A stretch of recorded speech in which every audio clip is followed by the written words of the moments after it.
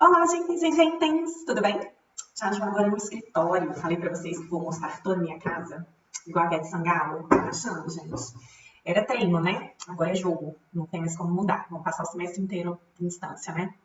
Mas vamos tentar nos aproximar. Com o recadinho que eu falei, agora com o WhatsApp, a gente vai ficar trocando informações, vídeos, e vamos tentar fazer esse negócio aí dar certo.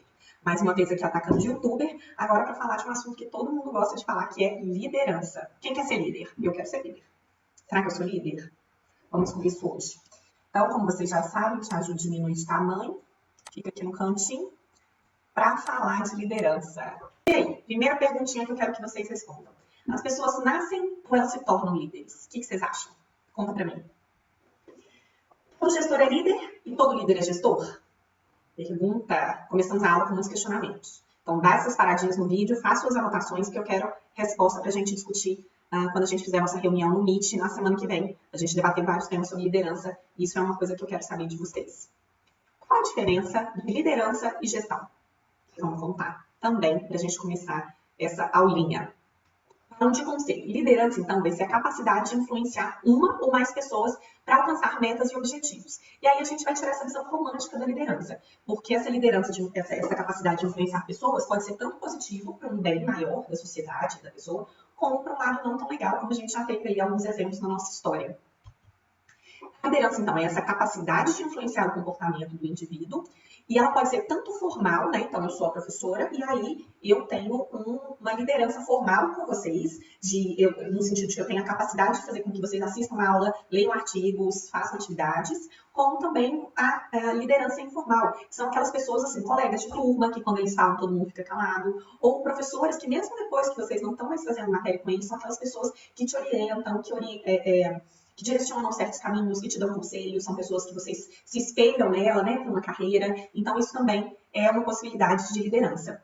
A liderança, como tema de pesquisa acadêmico, que é o que a gente vai trazer aqui, ela só foi surgir em 1930. Apesar de antes desse tempo a gente ter vários exemplos do que a gente considera do que seja um líder. E a gente vai estudar aqui a evolução desses conceitos, que começou acreditando que existiam características pessoais, ou seja, a pessoa nascia um líder, e não tinha como mudar, ou você nasceu ou você não nasceu. Então, não preciso nem falar que mulheres, negros, deficientes são pessoas assim, que ficaram inaptas, né, nasceram inaptas para serem líderes.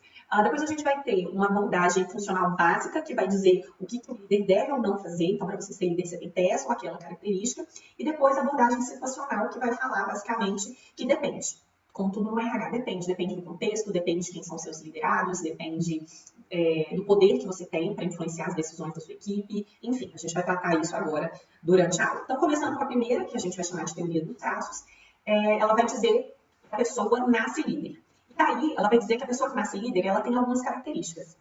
Dá uma paradinha no vídeo e escreve para mim. O que você considera que são características de um líder? Mais um comentário que eu quero que vocês façam aqui nesse vídeo. 8 características de um líder. Para a gente considerar uma pessoa um líder, o que ela tem que ter? Então, esses estudos da teoria dos traços, ela vai dizer que a pessoa nasce, isso não pode ser ensinado, então esse negócio de curso de liderança, estudo sobre liderança, ou você é ou você não é, que os líderes, eles tendem a ser pessoas melhores do que as pessoas que os seguem, e a liderança é uma coisa estática, porque ela existe e acabou, não tem como mudar, modificar, aprimorar. O que os estudos, né, começaram a perceber? Que existiam mais de 80 estudos sobre liderança. Eles pegaram esses estudos e viram que só em 4 estudos existiam 4 características que apareciam que eram em comum. Todos os outros diziam que as características de liderança eram as mais diversas. Então a gente falou, olha, não tem como a gente falar que a pessoa nasce líder, porque tem uma variedade tão grande de características de líder que a gente não pode dizer que essa ou aquela é a que define uma pessoa ser líder ou não.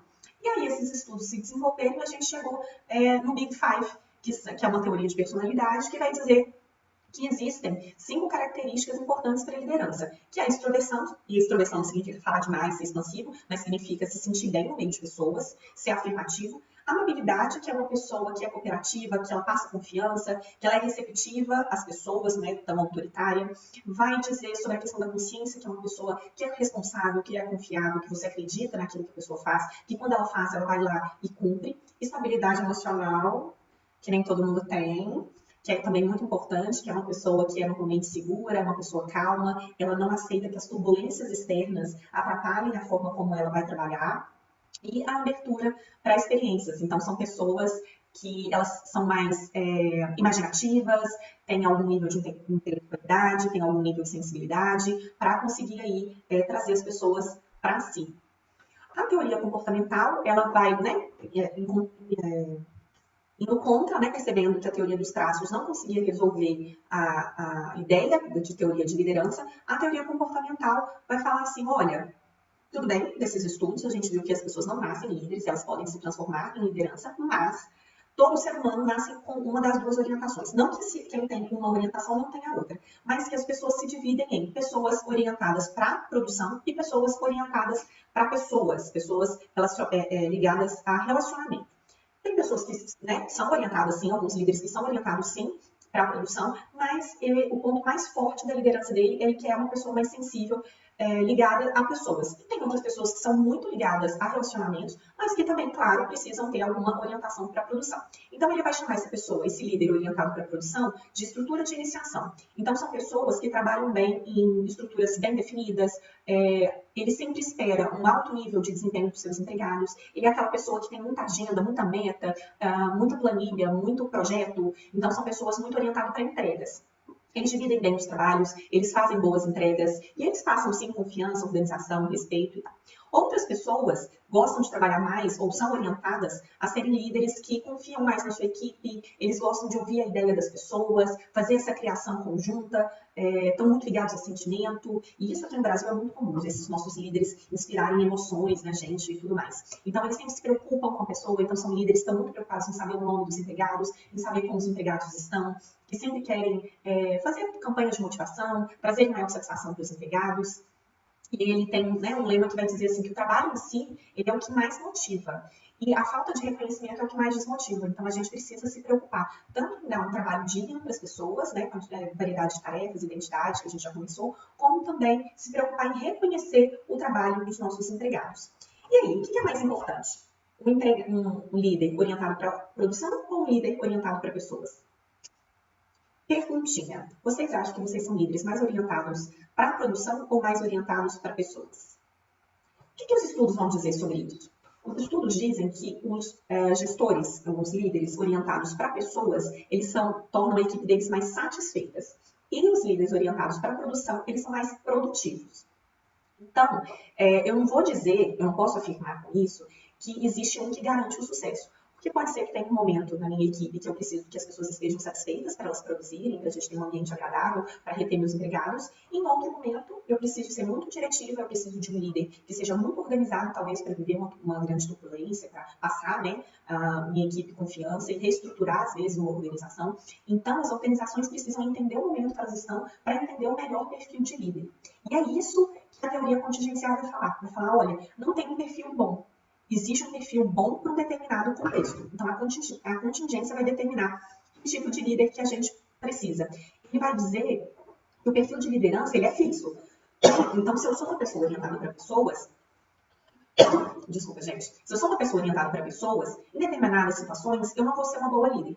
Já em outros momentos da organização, eu vou precisar ser uma boa líder. Quem estuda administração, que acompanha os movimentos das empresas, vocês vão ver que alguns líderes, eles entram numa organização num momento de crise, vão lá, organizam tudo, deixam a organização redondinha, e aí quando a organização já está no momento de crescimento, eles saem. São gestores que eles servem para aquele momento de crise. Outros gestores, eles se desenvolvem muito bem quando a empresa está caminhando bem, onde a gente tem um nível de aproximação. E essa teoria vai nos falar o seguinte, olha, a habilidade de liderança, ela vai depender de 3 grandes forças. A primeira é a relação entre o líder e o liderado. Você pode ser super competente, carismático, extrovertido, consciencioso, tudo aquilo que a gente falou das Big Fives. Só que os seus liderados não acreditam em você.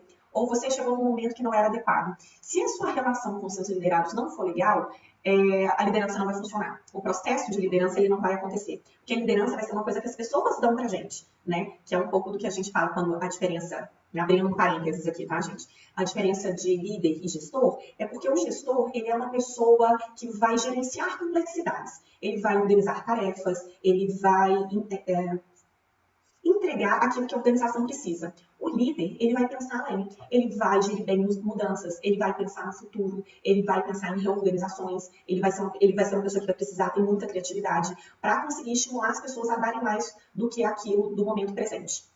Então, essa relação para o liderado, para que a pessoa consiga enxergar a visão que o líder está querendo, ela é importante. E por isso também é importante a gente entender a estrutura da tarefa, que é a segunda força. Quando a gente tem tarefas extremamente operacionais, quando a minha equipe ela extremamente tem uma baixa escolaridade, quando os processos às vezes são extremamente estruturados, vamos, por exemplo, pensar numa construção civil, com pedreiros, auxiliares de pedreiros, enfim. Eu preciso de um líder orientado só para pessoas que falem, use seu coração para subir essa parede, pense o que é melhor, como que vocês preferem subir essa parede, vamos começar?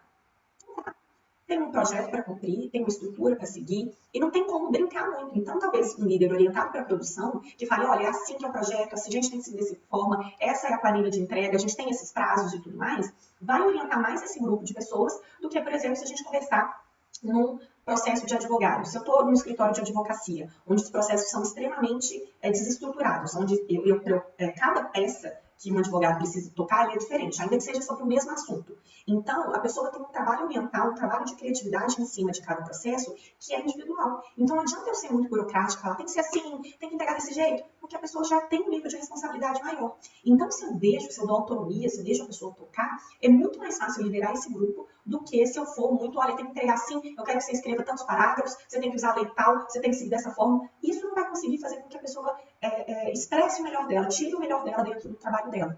E a terceira grande força é o poder que esse líder tem para tomar as decisões. Porque isso é muito o que a gente discute a liderança no serviço público. Se o gestor do serviço público, ele não pode promover, ele não pode demitir, ele não pode realocar, ele não pode distribuir tarefa, ele não pode nem escolher o tipo de tarefa, porque o governo já determinou quais tarefas devem ser executadas, como exercer liderança dentro dessas equipes? Então, essa é a terceira grande força das teorias contingenciais, que vão falar que tudo depende. Com relação aos estilos de liderança, que foi também uma outra abordagem teórica que foi estudada, a gente vai ter algumas teorias que vão falar sobre características específicas de liderança. E eu vou trazer alguma para vocês. A primeira é a carismática, que é a que a gente está mais acostumada. Líderes de políticos, principalmente, eles têm muito dessa característica. Então, eu vou trazer dois, então, ambíguos aqui do nosso contexto, que é o Lula e o Bolsonaro. Não estou fazendo juízo de valor, gente, pelo amor de Deus. Mas a gente vai falar, são duas coisas que os dois tiveram dentro do governo dele, né? O Bolsonaro tem ainda no governo dele. Primeiro, são qualidades particulares, são pessoas que têm uma personalidade muito forte. Os seus seguidores, né, as pessoas, a população brasileira que seguiu um ou o outro, eles sempre veem eles como seres heróicos, né? Eles vão conseguir salvar o Brasil de todos os males do mundo. Não tem uma coisa dessa? Eles têm uma visão, uma meta clara. A gente sabe exatamente qual é o tipo de postura que esses dois líderes vão seguir. Eu estou dando eles como exemplo, mas a gente pode falar de vários outros, né? O Bill Gates, né? O do Facebook, enfim, outros grandes líderes. E aí a gente vai começar a pensar dentro da teoria da liderança carismática. Isso é herdado ou criado? A teoria vai dizer que ele pode sim ser criado. E isso vai de encontro a alguns estudos, e até com relação a esses políticos, que a forma como eles falam, a forma como eles se vestem, os comentários que eles fazem quando são entrevistados, eles são orientados. Existe uma equipe de comunicação que orienta eles para que eles sigam esse perfil, para que a personalidade deles fiquem claras, para que as pessoas o enxerguem como heróis, que haja uma criação. Mas também tem algumas características que são herdadas e por isso faz com que a pessoa tenha maior destaque. Eles são mais eficazes? Gente, os estudos vão dizer que nem sempre, viu? Em geral, o que os estudos mostram sobre liderança carismática é que esses líderes trabalham para si. Então, eles não estão com aquele bem coletivo. E muitas vezes, se eu estou trabalhando para a minha imagem, para os meus interesses, isso pode não ser bom para a organização. E por isso pode ser que eu não seja tão eficaz assim. A liderança transformacional, ela é além da liderança transacional. A liderança transacional vai ser aquele líder que vai conseguir motivar seus seguidores, fazer com que eles atinjam a meta, vamos todo mundo junto, a gente vai chegar lá e tudo mais. O transacional vai fazer com que a pessoa enxergue para além dele. Ele vai deixar com que as pessoas coloquem as suas opiniões, que elas queiram novos desafios, que elas tentem modificar o status quo. Então, quando o transacional, o líder transacional, ele vai ser uma pessoa que tem uma visão e vai fazer com que os seguidores dele consigam chegar na visão que ele tem, o transacional vai permitir que as pessoas vão além. Por isso, ele faz com que as pessoas tragam o melhor delas, que elas sejam criativas, inovadoras. E em muitos cenários, um líder transformacional, vai fazer toda a diferença dentro de uma organização. E aí, cabe vocês aí, como futuros gestores e possíveis líderes, pensarem que tipo de liderança que vocês querem dar aí para suas equipes. Então, trazendo aí uns 7 perfis de liderança, a gente tem desde o laissez-faire, que é aquele líder, nem sei por que ainda chama de liderança, que é aquele gestor que você nunca viu, que só deixa acontecer e tudo mais. Aquele líder que a gente chama de administrador por exceção, que é aquele que só aparece quando o circo está pegando fogo. Então, é um líder muito pouco eficaz também e um líder que tem um posicionamento muito passivo. O líder que está no meio termo, né, é o que trabalha na contingência, então às vezes aparece, às vezes some, não é um líder tão presente. O líder de consideração individualizada, ele é um líder que se preocupa com a individualidade de cada sujeito, então por isso ele conhece, ele se preocupa, então ele consegue motivar muita gente porque ele entende a individualidade do sujeito. O líder de estimulação intelectual é aquele que vai falar, não, você consegue, nós vamos passar por isso junto e tudo mais. O líder da motivação inspiracional é aquele que vai falar, gente, vamos criar coisa nova, vamos seguir em frente, eu quero coisa nova. Então, são em startups, em ambientes que exigem muito de novas criações, é um líder que tem um perfil muito legal, também muito ativo, que faz com que as pessoas se movimentem mais. E o de influência idealizada é aquele Deus, né? Ele conhece todo mundo, ele supera todos esses outros líderes em termos de eficiência e posição ativa, porque ele faz com que as pessoas se movimentem, trabalhem fora do horário de trabalho, porque elas querem alcançar o sucesso, porque todos somos um e tudo mais. Então, a gente tem esses 7 líderes aí. Eu não vou entrar muito em cada uma das teorias, eu falei dos 2 que são mais importantes, mas se vocês tiverem dúvida, interesse em algum desses perfis de liderança, a gente conversa no Meet, beleza? Só para a gente terminar, eu quero fazer umas 4 pontuações para vocês, que primeiro a gente precisa tirar esse romantismo da relação entre líder e liderado, essa relação de pai e filho, que como se nós fôssemos, né, nós liderados, ou trazendo na nossa relação atual, né, eu como professora sou toda detentora do conhecimento, de tudo que há de melhor nesse mundo, e vocês, pobre coitados, não têm acesso à informação, são seres sem luz, né, como significa a palavra aluno, né, sem luz, então pessoas sem luz, pessoas limitadas e tudo mais, e tudo que eu falo é a verdade suprema, inquestionável. Então não pode acontecer isso, a gente tem que entender que os líderes que eles são seres humanos, que eles são pessoas que talvez tenham uma visão mais ampliada sobre o negócio, mas que sim, eles podem ter comportamentos e tomar decisões que não são as melhores. A necessidade de segurança, a ideia da liderança é muito isso, né? Porque as pessoas precisam de um símbolo e cada vez mais parece, né, no momento atual, que a gente precisa personificar alguém para ter uma sensação de segurança, uma sensação de estabilidade. Então, eu dou todo o poder da minha felicidade, do meu guia, da minha orientação profissional, enfim, para uma pessoa e falo assim, ela vai determinar o que é melhor para mim. Então, o líder é a mesma coisa. Muita gente joga para o líder toda a responsabilidade sobre o sucesso da carreira, sobre o bom andamento da equipe, sobre as qualidades da sua entrega e não se tornam realmente responsáveis pela própria vida. A necessidade de justificar a postura do seguidor, então a gente sempre precisa, a gente sempre quer, né, atribuir as responsabilidades, né, que vai um pouco de encontro com o tópico anterior, mas a gente tem a necessidade de ter a figura do líder, de ter uma atribuição de superioridade, porque a gente não quer assumir as próprias responsabilidades.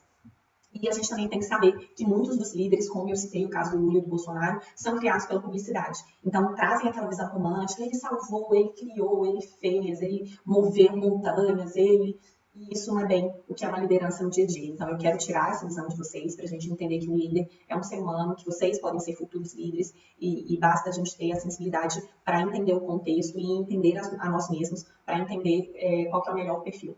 Queria que vocês me contassem, para a gente terminar, algum caso de um grande líder que vocês tiveram, uma pessoa que motiva, que inspira e que segue, que ajuda vocês no caminho de vocês. Tá certo? Alguns exemplos para a gente finalizar. Hitler é um grande exemplo de um líder, ele moveu o país para princípios. Martin Luther King é outro grande exemplo também, que reuniu muitas pessoas em prol da ideia do não racismo, né, da discriminação racial. Mahatma Gandhi, né, que a gente também falava que é a alma grande, ele queria a independência, né, por meio de uma revolução pacífica. Jesus Cristo também, que move ainda, né, talvez o grande, independente da sua religião, mas em termos da amplitude onde chegou a palavra dele, ele é outra pessoa também que molda muitos comportamentos hoje em dia. Napoleão, Getúlio Vargas, aqui o Bolsonaro, enfim, a gente tem vários grandes exemplos aí de liderança. Dúvidas, perguntas, questionamentos, podem fazer aqui nos comentários do vídeo, podem fazer na nossa aula do Meet, e esse daí foi só um encontrinho mesmo, para a gente poder falar um pouquinho de liderança e abrir um pouquinho a cabeça de vocês, tá certo? Muita gratidão, muito obrigada, gente, e a gente se vê na semana que vem. Beijo!